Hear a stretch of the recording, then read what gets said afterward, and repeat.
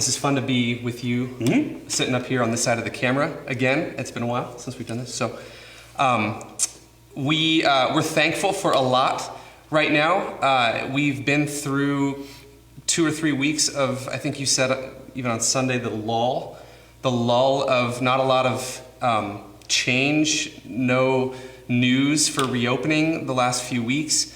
Nothing really to look forward to, while the kind of the fear and some of the chaos of the quarantine has maybe lessened a little bit. So we've been kind of waiting, but now things are speeding back up, and we've got news about church reopening, new guidelines. The news is starting to change. The word's starting to change every few days again. So we're kind of launched back into that ramp up, and the news is encouraging. Actually, the news is really encouraging. We're thankful for so much. We've been thankful to be able to come to you all this way, to our church family this way, but then we're so thankful for the news of things reopening. So we just wanted to talk today about more of what our plan is moving forward, and especially in light of some of the new guidelines and new news that we've gotten. Yeah, so first off, I'm glad Josh can be with us today, and Marshall is on a family vacation, so we recognize that. I also want to say that I'm not embarrassed, and it's not your screen, it's why my face is pink. I had a nice time with my wife on our 19-year anniversary, and we got to walk the beach this weekend, so that's why I'm a little bit more pinkish than normal. I would think that the way we describe this is significant. I think this ushers into a new season. We have been in a holding bay, like you said, of waiting for some news to break and some significant things. And obviously over the last week, probably even days, we've had some significant changes. Last week, our President Trump, signaled that he believes that churches are essential. And even though that didn't mean that we could open right away, I believe that put some pressure on governors to make some decisions. That seems clear that Governor Newsom then made a statement on Monday, Monday, saying that churches in California, at least, can start the process of reopening. And I frame it that way because if you're like me, when you first hear our president's statement or even our governor's statement, my initial thought is, hey, baby, we're back the way we used to be. We're back to the way we used to gather in January and February, and this is the Sunday we're going to do it. I equate it a little bit to, we have to hurry up and wait. It's like going on your favorite ride at Disneyland, and you're like, we're there, we get to go on Space Mountain, but there's a long line that you have to wait in to get there. So we're in this new waiting, but it's a hopeful waiting bay, because there's absolutely things in momentum starting to unfold to get back together. So where we're at right now, just to be very clear and plain, is we will not be formally and corporately gathering this Sunday. There's just no way we can plan out and accomplish everything that we need to accomplish in what the state and county is asking us to do. In fact, we got these guidelines, and they kind of give us a play-by-play, blow-by-blow way of what we need to set up to reopen. It's 13 pages. It's tedious. There's a lot of nuances, a lot of interpretation that has to go on.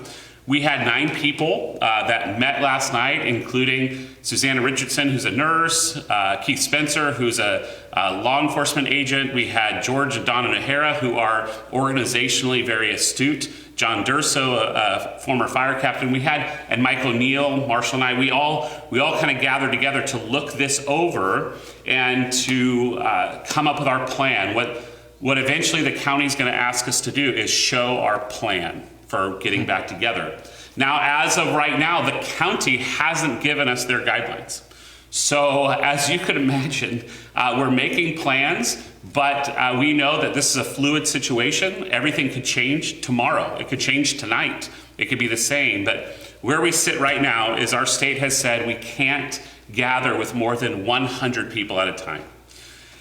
And to be honest, I think there's an argument to be made. Well, can't we just meet with 90 people and do multiple services? And at this point, we're not inclined to do that. That'd be a logistical nightmare. It'd be really hard to administrate and really hard to take care of people well. And so we're just going to hurry up and wait.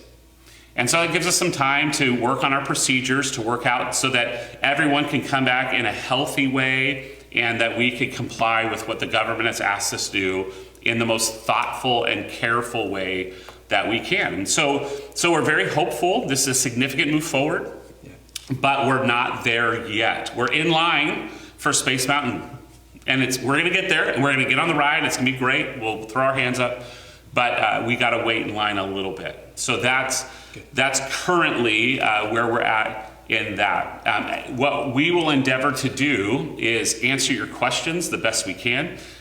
When news breaks, we have the ability to both send out correspondence or videos that will signal those changes. So that's what we're going to be moving toward, with the hope that significantly in 3 weeks we should get a report back from our county whenever they give that to us, and that will help us shape moving forward in the long term. Yeah, great. So. Great, and it's super encouraging. All encouraging, ultimately. Yes. Yes. Yeah, and again, thankful. We're very thankful Yeah. for all this and that things are moving. And exciting. We're excited to be back together, to sing together. So we want to do that the best way that we can, the most helpful way that we can. Yes. And like you said, be measured and Yes. responsible as we do that. So with that, in the clarity that's coming, and that's a very real, within a few weeks' time, Yes. within a couple of weeks' time potentially. What are we hoping for our church, for all of our mindsets coming back together? How are we praying for that? What would you hope for our people as we approach that? Yeah, a couple of things. Aaron and I were gone in Oxnard this weekend, and we noticed that more and more people, we saw numerous people at the beach, lots of people at the harbor who were itching and ready to get back to some normal life of going out to eat and being out and about.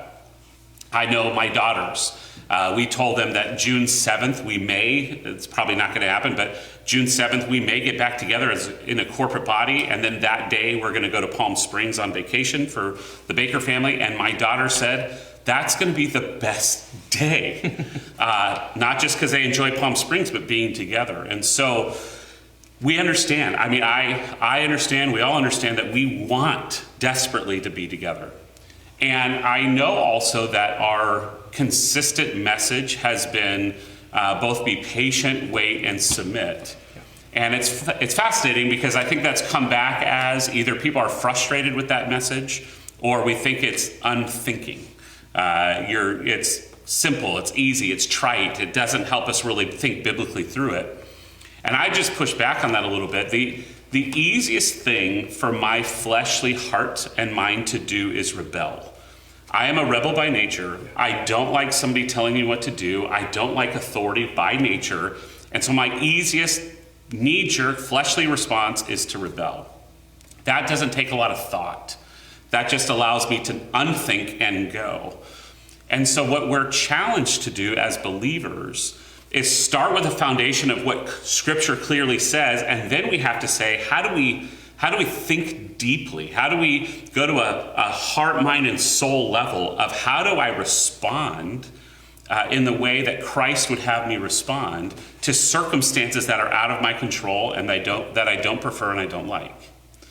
And so that's a challenge. I mean, that requires constant evaluation. That means I have to be very aware of what's going on in my heart. And I have to not just check my external obedience, but why I'm doing it at all.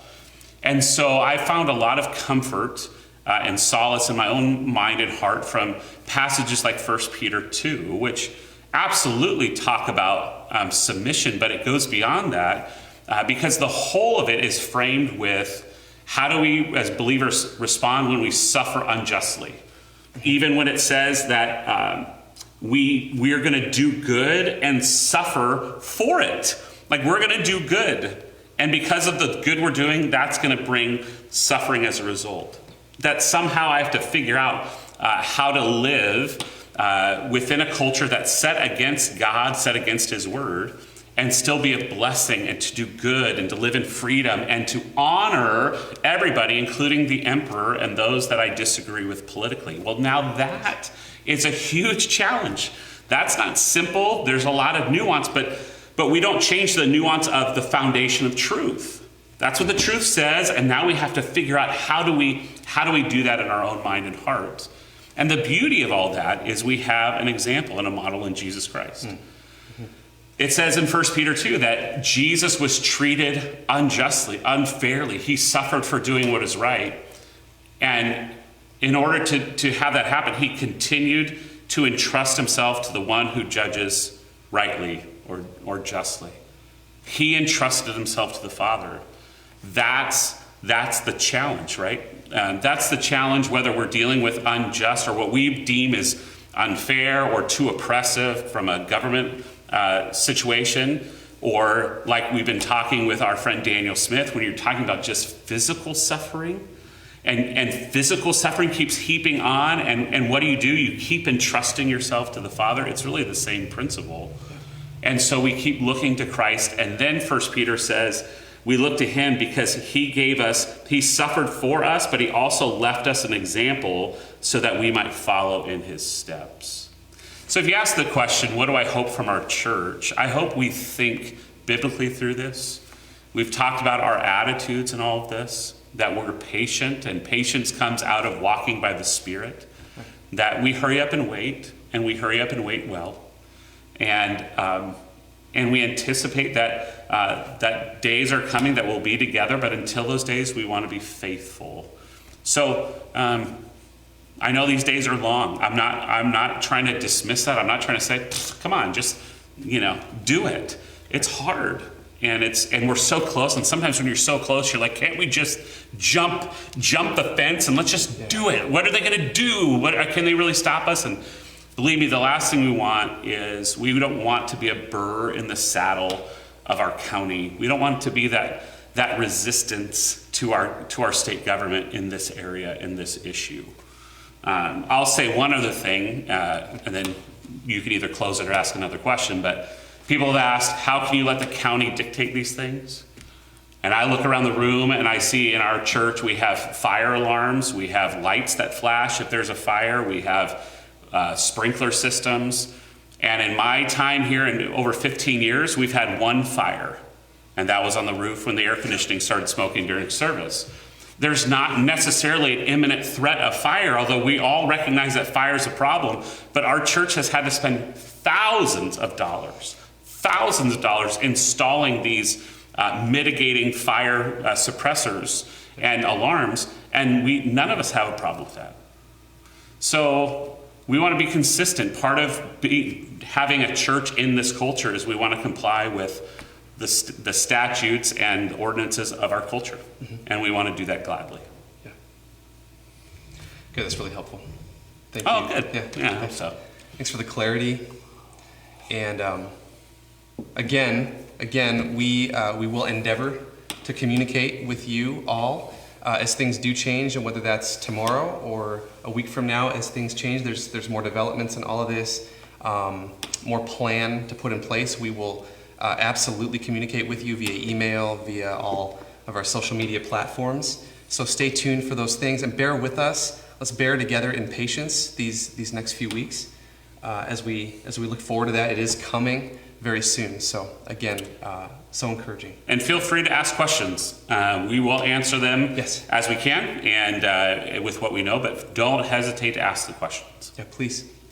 And I just want to remind everybody also, our Sunday resources for church, we will continue to film and pre-record everything for church on Sunday for the next couple of weeks at least. And all of that's on our website at gracesimi.com/graceathome. So you can find everything there. And we have a YouTube channel up and running, finally. And so if you want an easier way to share some of those videos with friends or family, check there, search Grace Church Simi on YouTube, and you'll find it easily And all our Facebook Live videos are there as well if you want to go back and watch any of these. And we hope they're a help to you. But we will be in touch. We'll talk to you guys soon. Thanks for hanging out.